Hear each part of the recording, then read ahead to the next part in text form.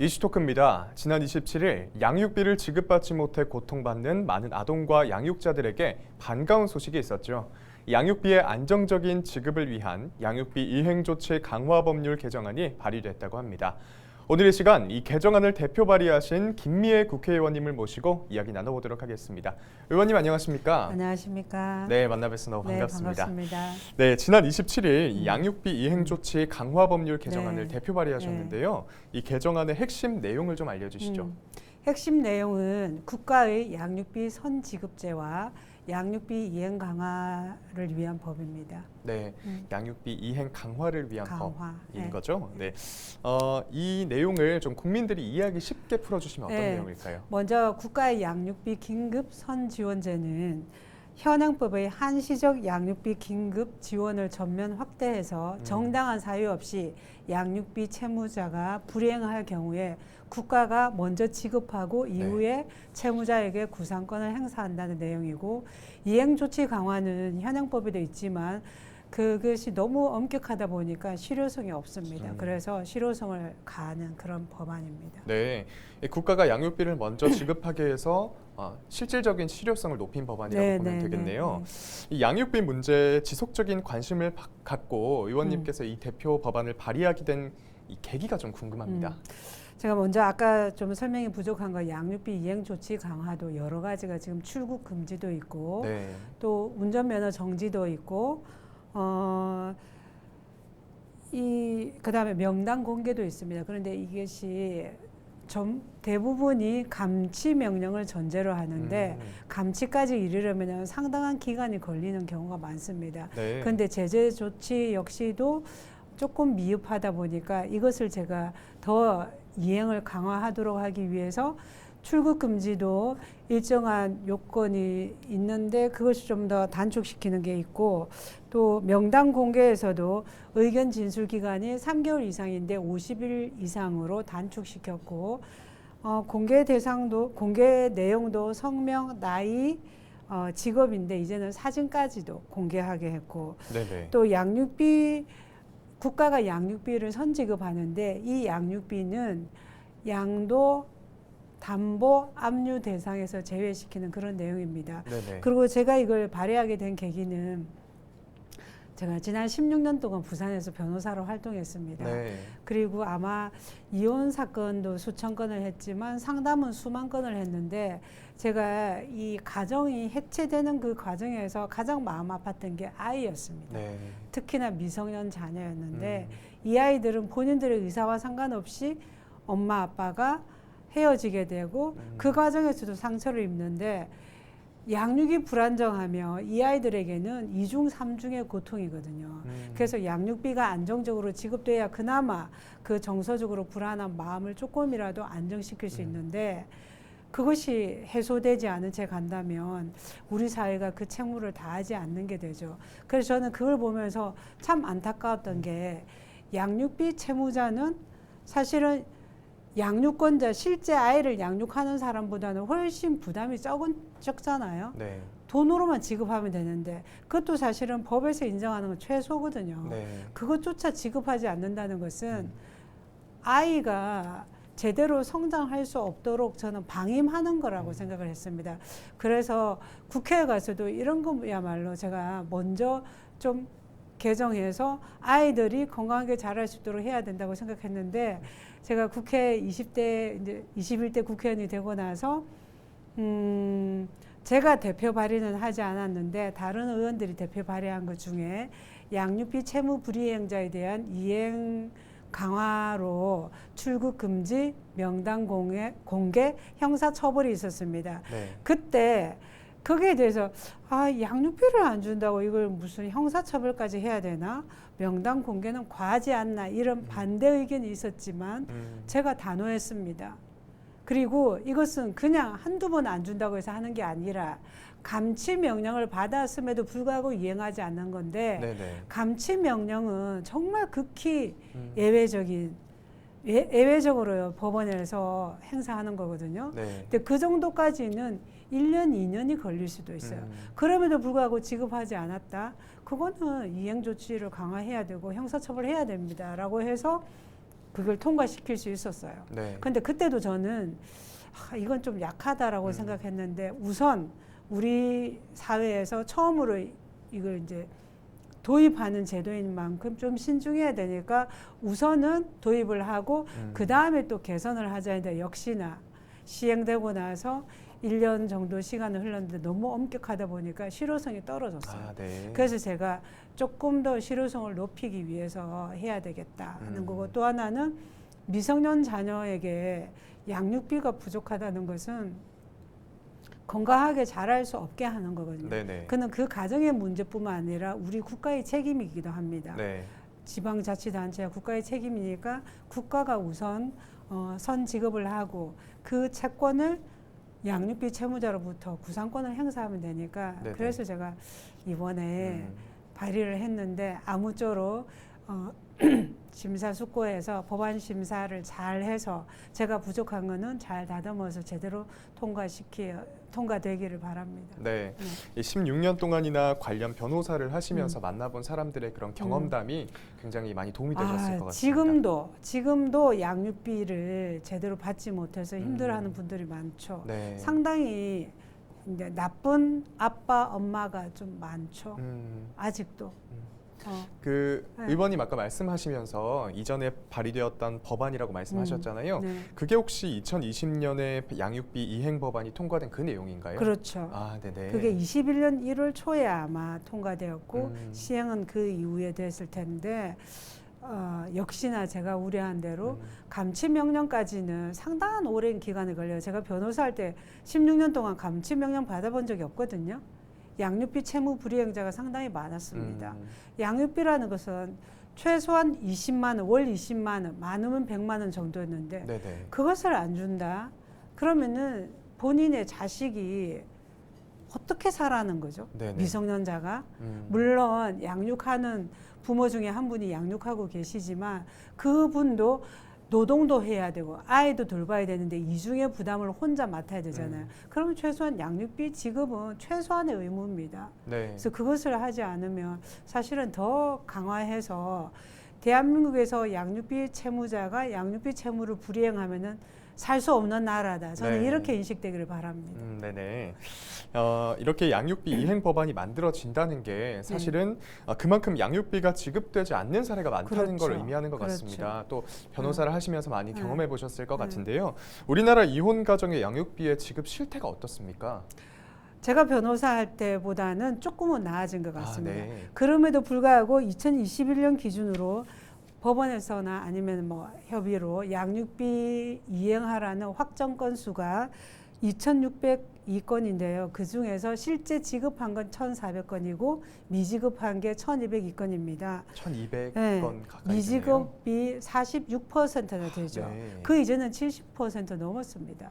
양육비는 안 줘도 된다는 이렇게 나쁜 인식이 있었던 거죠. 근데 지금은 이제 그런 인식이 점점 줄어드는데 저는 아예 양육비를 지급하지 않으면 대한민국에서는 못 산다, 살 수 네. 없다라는 인식이 팽배해야 되지 않을까 싶습니다. 맞습니다. 그런데 또 주목해야 할 것은 양육비 채무 불이행자가 이혼 부모도 있지만 미혼은 이혼 부모가 물론 대부분인데 미혼이 한 4.6% 되고 네. 그 중에 채무자의 15% 정도는 엄마입니다. 아, 네. 아직도 뭐 아빠가 양육비 채무자인 비율이 훨씬 높긴 하지만 엄마인 비율도 계속 늘어나고 있는 추세입니다. 네. 그런데 이제 남성 한부모 아빠가 홀로 아이 키울 때는 우리 사회가 좀 더 세심하게 지원이 필요하다고 저는 생각합니다. 네. 그래서 양육비를 지급하게 하는 것은 첫 번째 일인 것 네, 같습니다. 그렇네요. 네. 이 보통 채무자가 누굴까 생각을 하면 대부분 남성일 거라는 어떤 편견이 있기도 한데 의원님 말씀을 들어보니까 네. 다시 한번 좀 생각을 해보게 네, 되는 것 네, 같습니다. 네, 이 양육비 지급의 문제가 이제 또 사적인 문제를 넘어서서 공적인 문제, 국가가 법으로 관리할 만큼 중요한 문제가 돼가는 것 네, 같은데요. 네, 양육비 지급이 중요한 이유에 대해서 좀 말씀해 주시죠.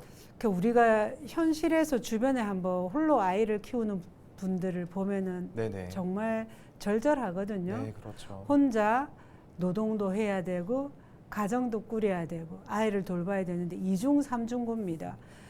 저도 홀로 워킹 싱글맘이잖아요. 네. 혼자 아이를 키웠는데 갑자기 아이가 아플 때 누군가가 돌봐줘야 되는데 내가 직장에서 일을 하고 있을 때 도움을 받지 못하는 경우 정말 기가 막히거든요. 네, 그렇죠. 그런 어려움이 있는데 최소한의 양육비마저 주지 않는다. 그러면 아이가 안정적으로 클 수 없다는 거죠. 네. 그러니까 그거는 정말 저는 나쁜 거라고 봅니다. 제가 그때 어떤 생각했냐면 양육비를 지급하지 않는 것은 부모로서 최소한 의무를 이행하지 않는 것이고 그거는 방임이고 그건 아동학대라는 생각을 합니다. 네. 한번 생각을 해보십시오.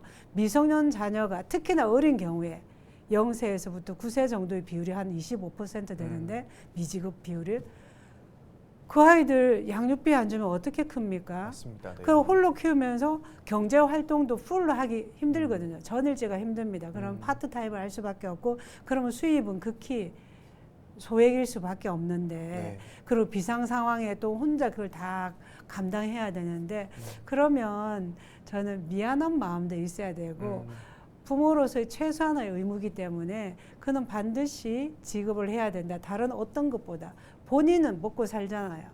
아이도 먹고 살게 해줘야 됩니다. 맞습니다. 네. 아이는 먹고 사는 것을 뛰어넘어서 안정적인 의식주가 그다음에 교육 환경이 제공돼야 되잖아요. 네. 그런 인식이 저는 우리 사회가 기본적으로 갖춰주길 바랍니다. 사실 양육비 이행 법안이 외국에서는 이미 실시되고 있는 곳이 많지 않습니까? 네. 네, 의원님 다른 나라의 경우에는 양육비를 미지급할 때 어떤 처벌을 혹시 받고 있나요? 가장 이제 이 강화된 나라가 미국입니다. 지금 우리가 네. 이제 미국처럼 따라가는데 미국은 형사처벌도 되고 우리처럼 형사처벌, 출국 금지, 운전면허 정지, 신상 공개 이렇게 지금 우리가 하는 거 우리는 이제 첫 출발인데 미국은 이렇게 이 자리 잡고 있죠. 네. 이 제도가. 그러니까 미국 사회에서 양육비를 안 주면은 큰일 난다 이런 인식이 그렇군요. 형성되어 있거든요. 그러니까 네네. 양육비는 첫 번째로 지급해야 되는 일이죠. 근데 이제 다른 나라는 또 영국은 형사처분과 또 운전면허 정지가 있고 호주나 노르웨이도 형사처벌과 출국 금지가 있는데 우리는 이제 첫걸음을 떼는 거죠. 이런 제도들이. 네. 이제 우리나라는 첫걸음을 뗀다라고 네, 말씀을 네. 해주셨잖아요. 네. 그럼에도 불구하고 현재 정부 차원에서 혹시 시행되고 있는 이 관련 지원 법안이 있었습니까? 있죠. 양육비 이행을 위한 법이 있는데 거기는 현금성 지원이 있고 비현금성 지원이 있습니다. 현금성 지원은 아까 제가 모두에 말씀드린 대로 한시적으로 양육비를 긴급 지원하는 게 있어요. 네. 자녀의 복리가 위태롭거나 위태롭게 될 우려가 있는 경우에는 9개월 동안 한시적으로 국가가 양육비를 긴급 지원을 해요. 그리고 3개월 더 연장해서 최대 12개월까지 지원할 수 있습니다.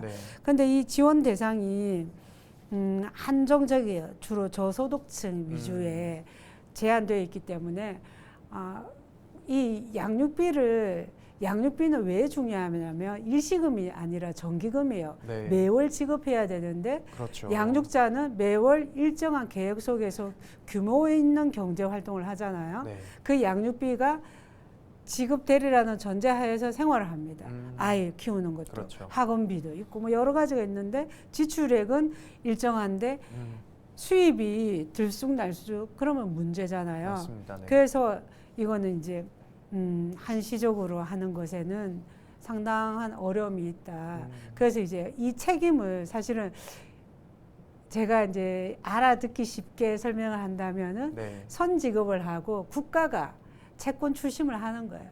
네. 양육비 채무자에게 개인이 하는 것보다는 훨씬 수월하겠죠. 그 구상권을 국가가 행사하고 국가가 대신에 미리 채무자를 대신해서 지급을 하고 이후에 국가가 채무자로부터 구상권을 행사하는 그런 제도입니다. 네. 그런데 정부의 한부모 가족 지원 사업이 또 있거든요. 네네. 이것 말고도 한부모 가정은 여러 이유로 발생하잖아요. 이혼만 있는 것이 아니라 사별이 있을 수도 있고 또 미혼 부모가 있을 수도 있는데 한부모 가족 지원 사업들이 있는데 대체로 저소득 한부모를 기준으로 하고 있고 지금은 그 기준이 중위소득 25% 이하 대상입니다. 네네. 이들에게는 아동 양육비가 월 20만 원, 추가로 월 5만 원 내지 10만 원이 추가로 더 지원될 수 있고 또 아동 교육 지원비가 연 한 8만 3천 원 정도. 네. 생계비 월 5만 원인데 이거 합쳐도 한 40여만 원으로 극히 부족하죠. 아, 그렇죠. 아이를 양육하는데. 네. 근데 또 여기에 경계에 있는 분들이 또 어려움이 있잖아요. 이거 지급받기 위해서 경제 활동을 하지 않는다. 이것도 모순인데 네. 현장의 소리를 들어보면은 이거는 좀 모순이 아닙니까? 저는 사실은 지원받는 것보다 내가 경제 활동을 자유롭게 할 수 있기를 더 원합니다. 그래서 건강하게 내가 일을 하면서 아이를 키우고 싶은데 이것 말고 아이를 좀 보조 양육에 국가가 많이 해줬으면 좋겠습니다. 네. 그게 돌봄이잖아요. 그런 요구들도 제가 많이 들었는데 우리 사회는 지금 그런 것도 사실은 현금성 지원 외에도 돌봄 사업들이 또 많이 이루어지고 있습니다. 네네. 학교에서도 방과후도 있고 또 지역 사회에서도 지역 아동센터는 저소득층 위주로 있고 또 저소득층 아니어도 다 함께 돌봄 센터가 있는데 제가 현장에 다녀보면 극히 이용할 수 있는 대상이 제한되어 있고 네. 규모도 너무 협소하고 또 환경 자체가 너무 열악해서 이 서비스 질이 좀 높아지지 않으면 네.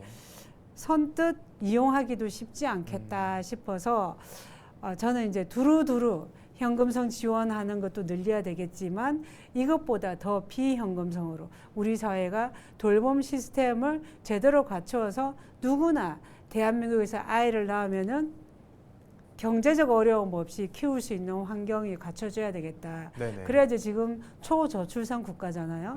작년에 합계 출산율이 0.81밖에 안 됩니다. 네. 한 해 대한민국에서 태어난 아이가 26만 6천 명이에요. 올해는 더 떨어집니다. 근데 이게 얼마나 큰 문제를 야기하냐면 또 초고령화 사회죠.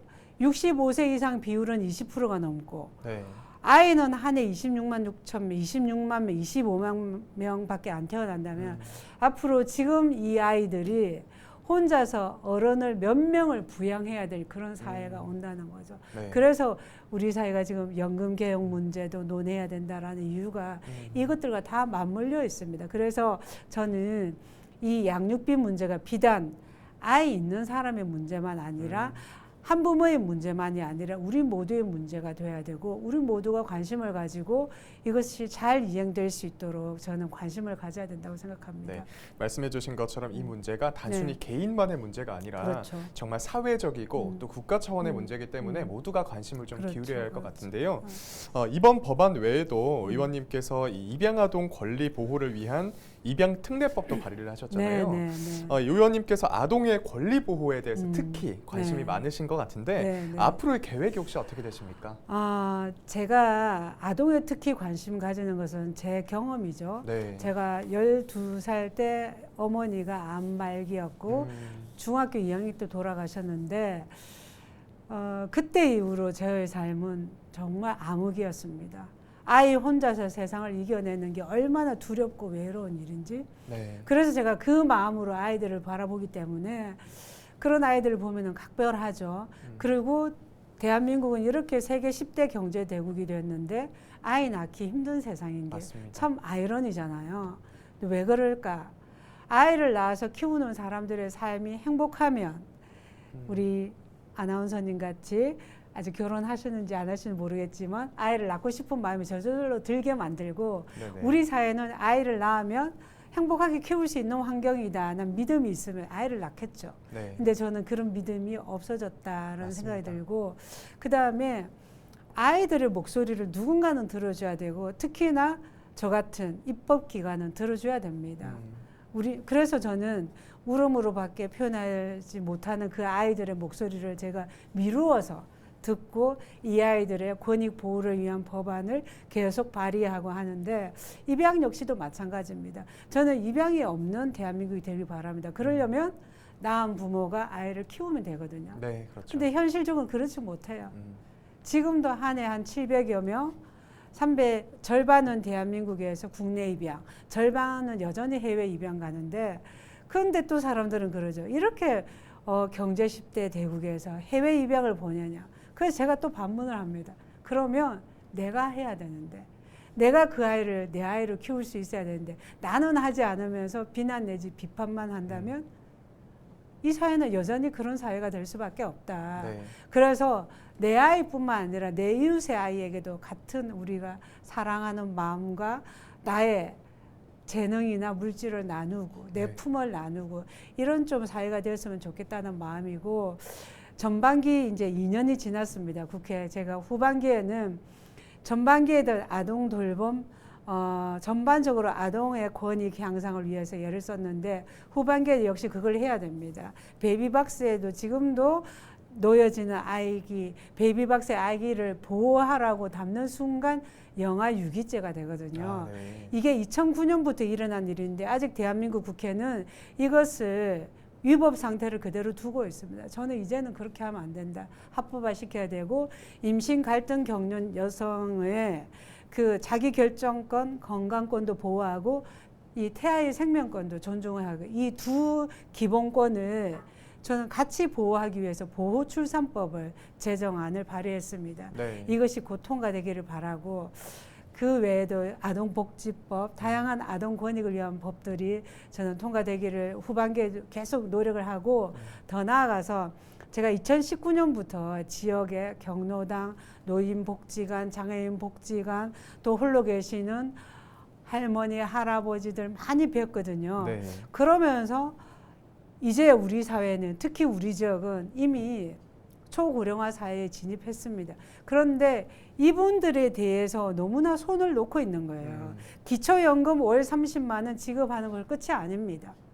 돈만 주고 경로당 형태만 만들어주고 에어컨만 달아주고 벽지만 발라주고 바닥 장판만 교체하는 것으로 이분들의 여가를 보내게 하는 것은 저는 너무 가혹하다. 우리의 책무를 저버렸다고 생각하고, 이제는 노인들의 건강한 노년을 위한 노인 돌봄의 패러다임을 바꿔야 되고, 노인들의 이 기간을 건강하게 보낼 수 있도록 저는 앞으로 노인 건강, 여가 이런 것들에 좀 집중해서 노인 문화 활동을 좀 더 건강하게 만드는 그런 일에 제가 집중할 계획입니다. 네, 이렇게 중요한 문제에 대해서 네. 의원님만큼이나 우리 네. 국민들의 관심도가 더 높아졌으면 좋겠습니다. 정말 그러길 바랍니다. 네, 지금까지 국민의힘 해운대일 김미애 국회의원님과 이야기 나눠봤습니다. 네. 의원님 오늘 말씀 고맙습니다. 네, 감사합니다. 네, 우리의 미래인 아이들이 좀 더 안정적인 환경에서 잘 자랄 수 있도록 앞으로도 우리 사회가 양육비 문제에 지속적인 관심을 기울여야겠습니다. 헬로 이슈 토크 오늘 여기서 마칩니다. 함께해 주신 여러분 고맙습니다.